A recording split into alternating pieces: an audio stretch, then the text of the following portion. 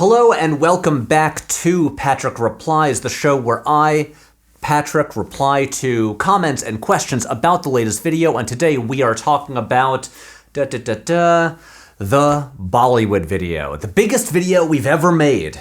Years in the making, and now it's here and it's out, and I don't even know what to do with my life now that I'm no longer working on this video. And right here at the top of the video, I of course have to mention that Mission Impossible, the campaign to get me to the Mission Impossible Dead Reckoning Part 1 world premiere in Rome, is still going strong, so if you know anyone at Paramount, tell them. Anyway, on to the questions and comments from the video. First, we're gonna start with comments from the YouTube comments section. There are currently thousands of comments, and our own community manager, Emma Logsdon, went through all of those and selected ones that were worth responding to. And she selected Gary's Mod Content, that definitely sounds like a human being, said Breaking Bad Jr. Okay, so we get a lot of these. If you are not aware, because you might be confused by that comment, back in 2013, I made a video called Breaking Bad Jr. I collaborated on this with my friend Mike, not Mike Curran, who works on the videos, my friend Mike, who's a filmmaker in upstate New York, and we made this video that was like a kind of condensed comedic remake, like shot-for-shot remake of Breaking Bad, but set in a middle school about kids, like a kid gets diagnosed with diabetes and he makes bubble gum and sells it, in the school. And it was a funny video and it did well. It got like 1 million views. It was one of the more successful videos on the channel. And then like last August or September, people started posting clips of that video and edits of that video onto TikTok, where they went viral and just blew up with like what seemed like mostly teens watching them. And then those people went back and found the full video on YouTube, and the video got millions of views. It is now the most viewed video on this channel, the video that I made in 2013. And I constantly get messages and comments in all different places just either asking me to make another Breaking Bad Jr., which doesn't really make sense because there's not much else to do with that. And then also people just commenting and posting the name of the video, like here.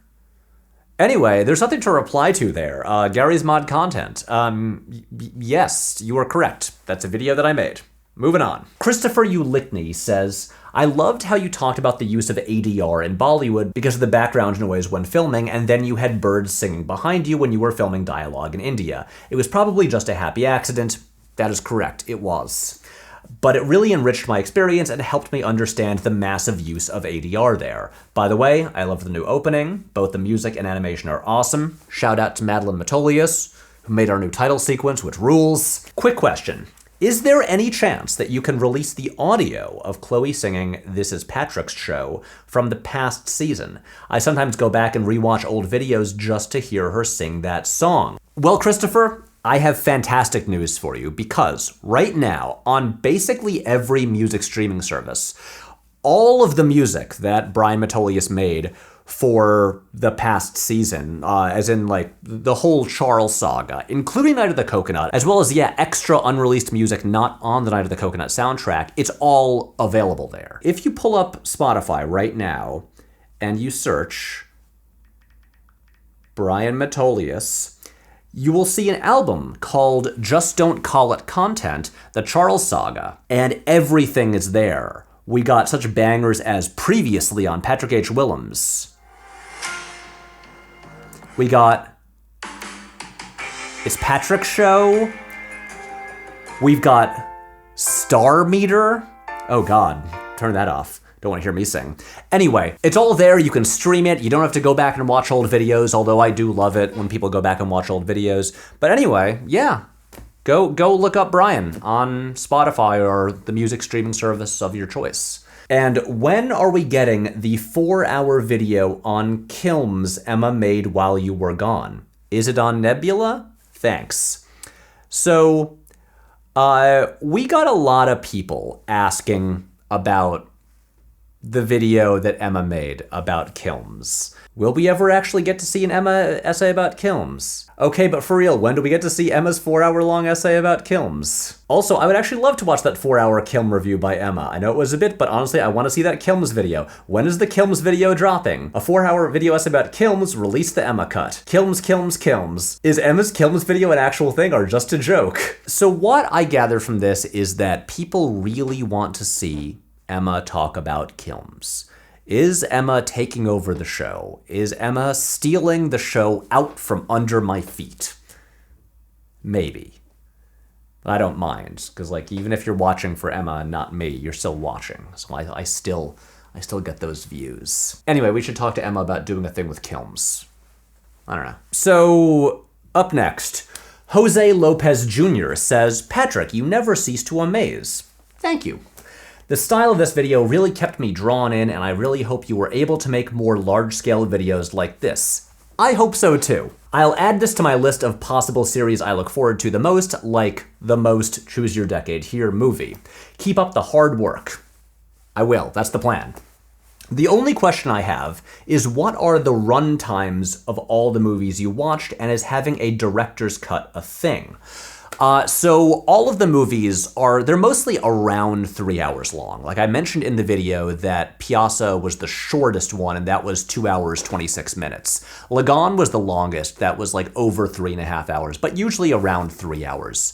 And that's just pretty standard for Indian movies. And as far as having a director's cut, yes, it is a thing. I actually got a copy of the director's cut of Sholay, which is longer than the theatrical cut. I can't remember how much longer, maybe like 10, 15 minutes, but it has a different ending.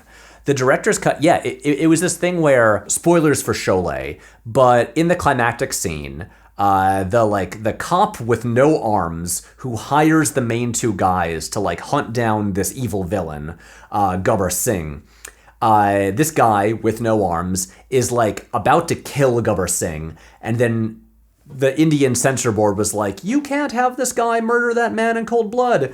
And so in the theatrical cut, then a bunch of cops arrive and they're like, whoa, man, don't kill him. And then he doesn't kill the bad guy. But then in the director's cut, he just straight up kills the villain. I think he hits him and the guy falls backward and like I think he hits like a nail or something in the back of his head. Anyway, yes. Even the most popular Indian movie of all time has a director's cut. Boo Rules says, did Patrick just implicate himself into possible arson at Film City? Hey, I said that fire started a couple hours after we left, and I don't know enough about starting fires to know how to like set a thing for like a remote ignition so it would start later. So anyway, no.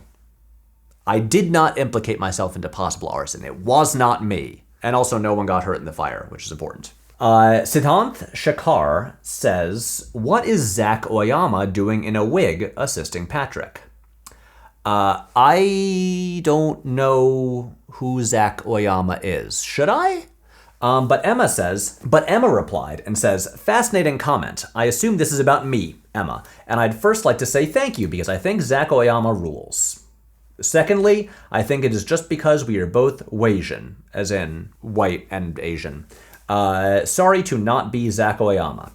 So there you have it. Emma is not Zach Oyama, but is a fan of Zach Oyama, and I don't know who Zach Oyama is. Zero says, every time Siddhanth gets Patrick to talk about wrestling, an angel gets its wings. Siddhanth is very proud of any time this happens, and, I'm happy for him. I like to make him happy, and if all it takes is me, saying something about, like, Orange Cassidy, or something like that, or Johnny Hungy. See, I know who wrestlers are. I like it when my friends are happy, so there you go. Charlie Weatherington says, Siddhanth's dad showing up and expanding the PHW Cinematic Universe's parent roster like revealing Spider-Man in a Captain America movie. I know. Next thing you know, we gotta have Siddhanth's parents meet my parents in a video. That would be cool. That would really be like the Avengers Endgame of parents in my videos. Yeah. Good analogy. Next question. BL says, if someone were to ask you to curate a list of 8 films for someone who has never seen an American film spanning decades, what films would you choose? Jesus Christ, this is going to kill me. Siddhant had like months and months to work on his list for the video. Now I'm on the spot here. Oh my God. I'm gonna regret whatever I say here. This is gonna keep me up at night. 8 films for all of American cinema? Okay, so starting at the very beginning, the silent era, let's go Sherlock Jr., Buster Keaton. I mean, these are all gonna be like unoriginal answers. So Citizen Kane, Singin' in the Rain, that's 3. I feel like there should be some Hitchcock, but I also feel like we should be, that's 3 down, we only have 5 left. I'm trying to go in order. Let's do 2001: A Space Odyssey. And then The Godfather. That's 5. I have 3 left. This is so hard.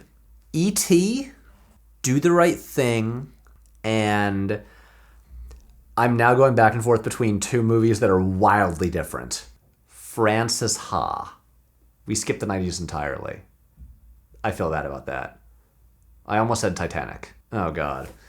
I probably messed that up. Anyway, there you go. Sound off in the comments. Post your own lists of 8 movies to introduce someone to American cinema. A.B. Thierth. I'm so sorry that I probably mispronounced that.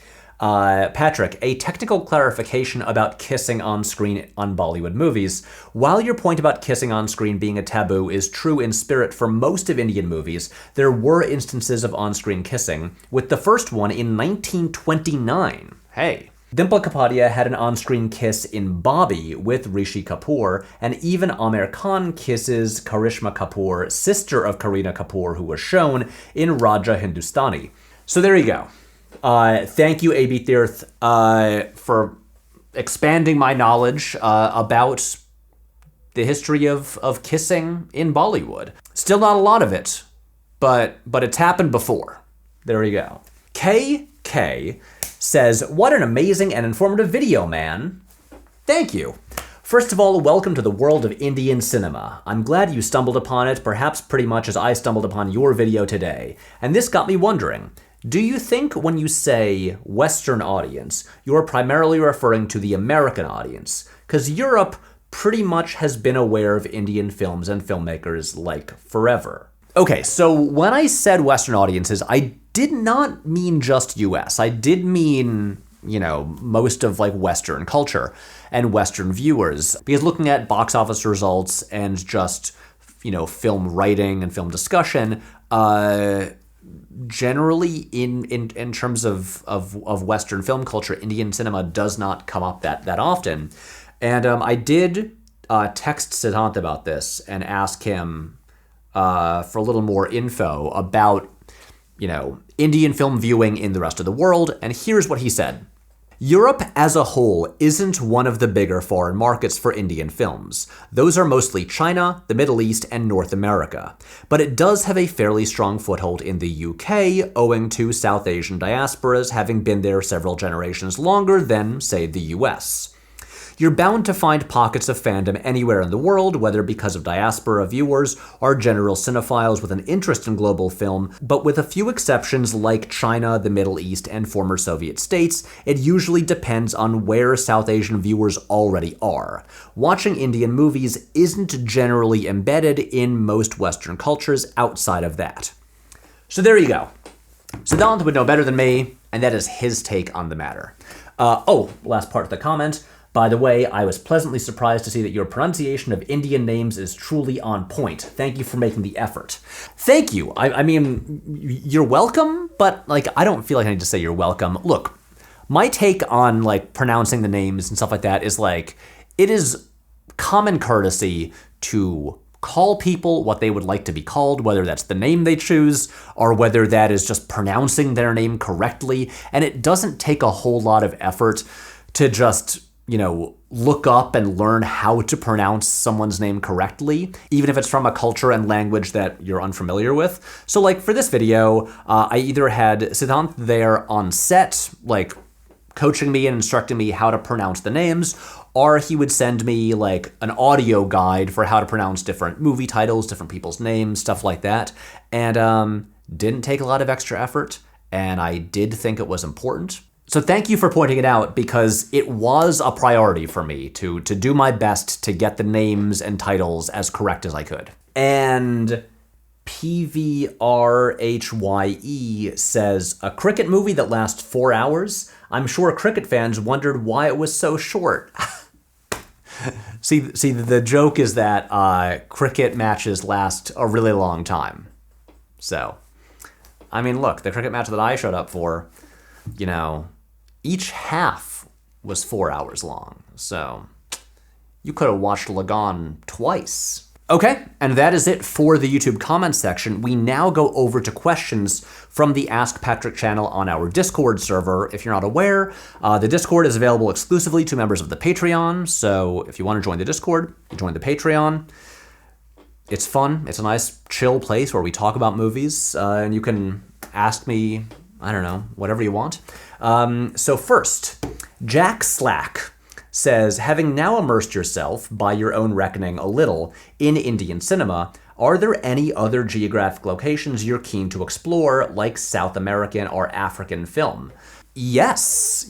I mean, I would love to do another video like this. I have lots of blind spots, lots of Central and South American countries where I'm like, I have a little bit of experience with their movies, but not a ton, not as much as I would like. Like African film, I really know so little about. So the simple answer to your question is yes. There are absolutely other geographic locations and other countries where I would love to explore their movies, and hopefully make a video about it. Pinball Witch says, hey Patrick, loved the video. It looks like you had so much fun. 2 small questions. What is the science fiction movie scene like in India? I was just curious as a fan of the genre. Edit. I guess that first question is probably one it would be better to ask Siddhant. I asked him about that as well, and he says, sci-fi does crop up in Indian films across various different industries and budget levels, but it's not nearly as common as it is in Hollywood. You can basically fit every purely Indian sci-fi movie ever made into one long Wikipedia article. It's also something that generally fits into speculative fiction in general, like fantasy and superhero films, with genre lines that aren't as clear or rigid as in Hollywood. But the history is certainly there, going back to Tamil sci-fi films in the 1950s and Satyajit Ray's unmade film The Alien in the 60s, which many people believe influenced E.T. The sci-fi scene is currently a lot stronger in literature.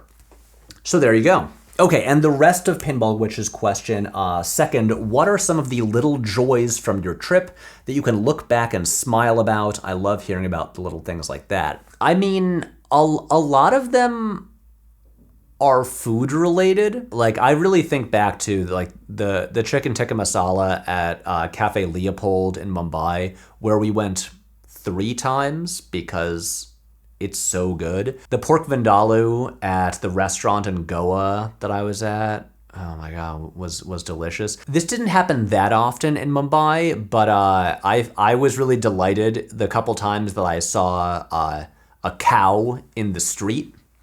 That was fun. I really enjoyed the various billboards for Appy Fizz, which is like an apple-flavored soda. One thing that I found really funny, and I don't know why this was, but a lot of the taxis there just had like a decal on the back of them with the XXX logo, like from the Vin Diesel movie. I don't know why they had the XXX logo, but they did. That was fun. Oh, also, and back to food. A really common beverage there that they have is what's called cold coffee, which you'd think would be like cold brew, but it's not. It's really more like kind of like a coffee milkshake drink. It's really sweet. It sometimes has ice cream in it. And this is just a standard thing that people will just order all the time. It'll be like, oh, give me my delicious creamy cold coffee that just tastes like a dessert. And and they're really good. Cold coffee is great. Mr. 12 Pips says, "Hi Patrick, and by extension, Emma. The new video has really inspired me. I've been working in Japan for the past few years, and now I want to try getting more immersed in Japanese cinema while I'm here. I'm up in Iwate, is that correct? In the north. And so far I visited the hometown of the creator of Super Sentai / Power Rangers and Kamen Rider, and a set where historical samurai dramas are filmed. My question is, if you were in my shoes, what would you do? If that makes sense." Okay. So if I were in your shoes, I mean, it sounds like so far you're doing a pretty good job. Those sound like cool places to go. Well, if I were in your shoes, I would do research as far as like what are like places in the country that are, you know, like accessible and relevant to Japanese cinema. Because I don't know off the top of my head. I've never been to Japan. But man, I would love to go to Japan and make a video about Japanese cinema where I visit these places. And if I made that video, then I could go to the Studio Ghibli theme park and it would be a tax write-off. I really want to do this now. I really do. Yeah, okay. Japanese cinema video. I currently can't afford to make that, but I want to.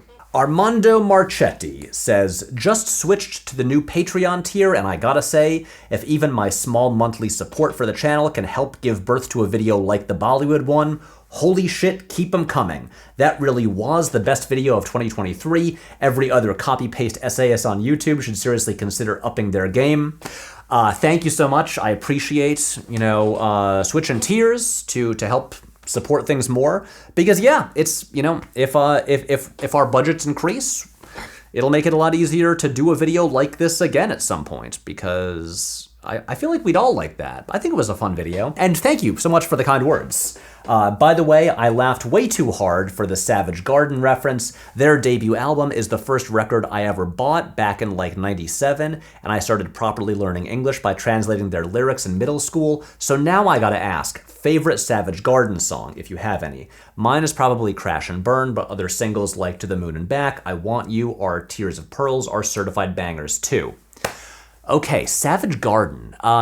So I never like owned a Savage Garden album, but when they were at their peak, like late 90s, I was a kid, and I would like hear them on the radio. But the only songs I know are like the singles that everyone knows. Look, my favorite one at the time and still is I Want You, which is a banger. Healed says, "Especially in historical Bollywood films, the British are very often seen as the villain, and very rightfully our imperialism is a black mark on our history. Why do you think, though, we are often the villain in Hollywood? Is it much in the same way of historical influence or other reasons?" Well, why are the British often villains in Hollywood? I mean, the US did become a country by winning a war against the British overlords who were ruling from across the Atlantic. So, it's kind of in the country's history. But also, the broad generalization of the British are these, like, stuffy, uptight, posh, condescending people who tried to colonize the whole world and impose their way of life on everybody else because they think they're better. And so, when you're writing fictional stories, you do kind of have perfect villains right there.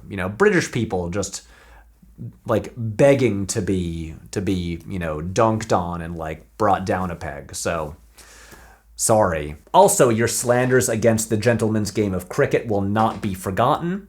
Look, I didn't say cricket's bad. I enjoyed cricket. Playing it, a little bit frustrating. Watching it, I had a lot of fun. Lagan, terrific movie. All I'm saying is that I think, overall, baseball, a better game.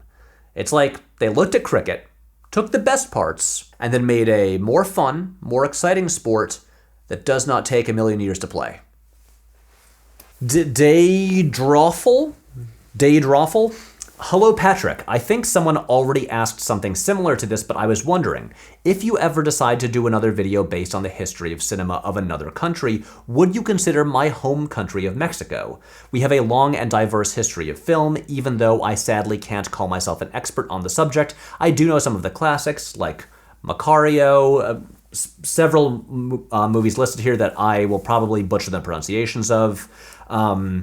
And then there are more current ones like Y Tu Mama Tambien and Roma. Anyways, whatever future videos you make, I'm sure they'll be great. One final thing, if you do read this comment, I apologize for making you read my username. It's just a bunch of random nonsense letters. Oh, okay.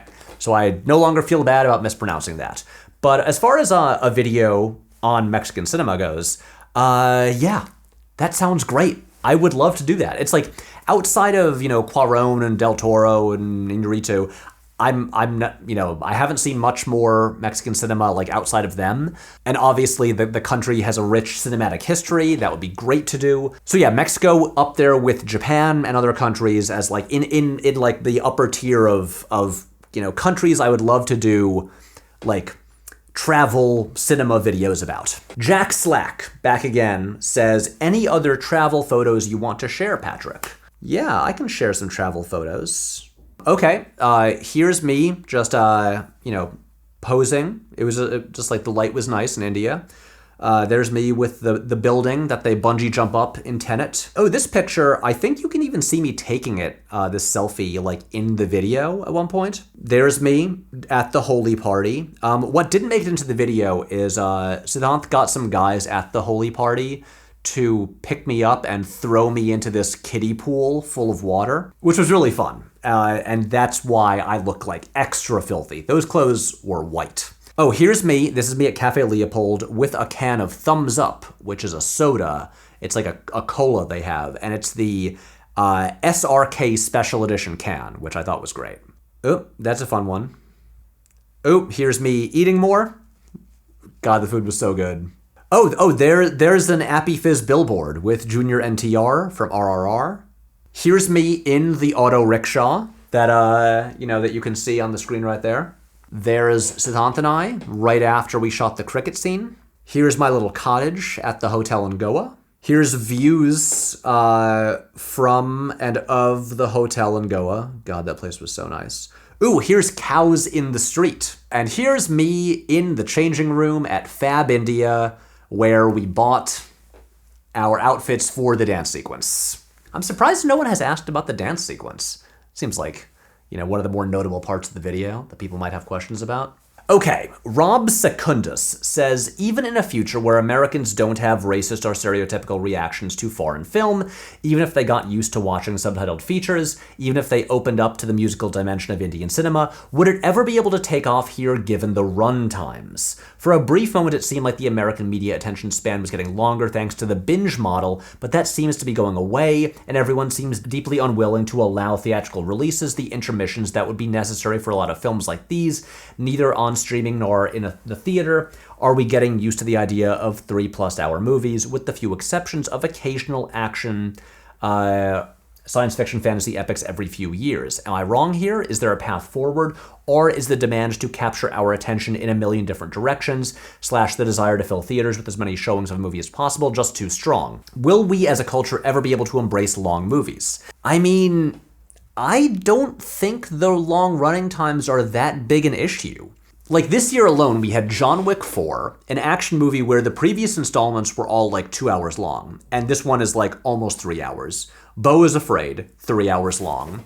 Back in December, Babylon, 3 hours long. Avatar: The Way of Water, like the biggest movie of all time now, 3 hours long. The Batman, 3 hours long. Like, we're getting plenty of 3-hour movies, and even if people complain about it on Twitter, it's not hurting their box office. I mean, Babylon didn't do well, but I don't think it's because it was long. I mean, look, it wasn't super mainstream and didn't really get a wide release, but like, RRR did quite well here with Western audiences, And that's a long movie. So no, I don't really think the running times are the issue. I just think it's the general, like, cultural ignorance of and tradition of ignoring Indian cinema. Alternate question, in case that's very boring. Religion, spirituality, and philosophy didn't appear much in the Bollywood video. Was that because these aspects of the culture didn't matter quite as much to the films you were discussing? Or were you trying to avoid the kind of white guy goes to India and learns about spirituality, comes away enlightened sort of Orientalist trope that too often appears? Or is there some third reason I'm not considering? No, it's the first one. It just honestly didn't come up much in the movies that I watched. Like, you know, they would sometimes mention religion, or like Lagan might have the characters, you know, like praying for rain and stuff like that. But I definitely was not avoiding it. It just didn't really come up in a way that felt necessary to discuss. Jen Jordan says, "Hi Patrick, we just finished your Bollywood video over here and really appreciated the curation. Do you think this kind of cinematic/literal tourism is something you'd attempt again? And if so, which places and cultures would you explore this way?" We've gotten a few questions kind of like this, but I will say yes. This is absolutely something that I would attempt again and want to attempt again. I know we talked about before how the Bollywood video took like 2 years of planning. To be clear, it didn't take a full 2 years to plan. There were other like scheduling reasons why we didn't do it sooner, but it took a while to plan. It also just cost so much more than a regular video would. Like to give you an idea, this video cost more than I got paid by the sponsor. So I lost money making this video, but I really wanted to make it because I thought it was worth it. And I just can't afford to lose money making videos on a regular basis. Like, you know, I gotta make a living. So at some point, hopefully as the channel grows and our budgets grow and all of that, I really hope that we could do something like this. You know, there's various Asian countries. I mentioned Japan already, like South Korea, but also like Indonesia, Thailand, various South and Central American countries, Mexico, Brazil, Australia would be cool. You know, in another Patrick Replies video, a viewer in Australia sent me a whole package of Australian movies, and Australia has a really interesting cinematic history, so it would be great to dive into that. So what I'm saying is, yes, I would love to do this again when I can afford to. Okay. And that is it for questions and comments from YouTube and Discord. Now the last thing is to open our snail mail. We here have one letter from Joshua Robertson, and this looks like a Christmas-themed envelope. So let's see if this is like a Christmas card. Okay. By the way, as far as the snail mail goes, the address for the P.O. box is in the description of every video. If you do not want me to open something on camera, include that as a note somewhere, mark that down, because otherwise I will open it in these videos. So here we have a folded, handwritten note, a handwritten letter, sincerely Rob. This is just a lovely letter that I'm not gonna like read out loud here because that feels like an invasion of privacy. But this is just a really, really nice letter from Rob, who sounds like a really cool guy, and says I've kept him company through 2 deployments, which is amazing. Rob, thank you so much. This is so cool to receive. Thank you for the mail. I really appreciate it. Thank you for all the kind words. If you want to send any mail for these videos, the address for the P.O. box is in the description. And I think that does it for today. That's all the questions and comments that Emma pulled. And look, I love talking about the Bollywood video. I'm really proud of this thing. I hope you all enjoyed it. I really appreciate all the kind words about it. And I think we're gonna do like a Patreon stream pretty soon to talk about the making of the next video. So stay tuned for that, and #Mission Impassable, and I will see you all later. Good night.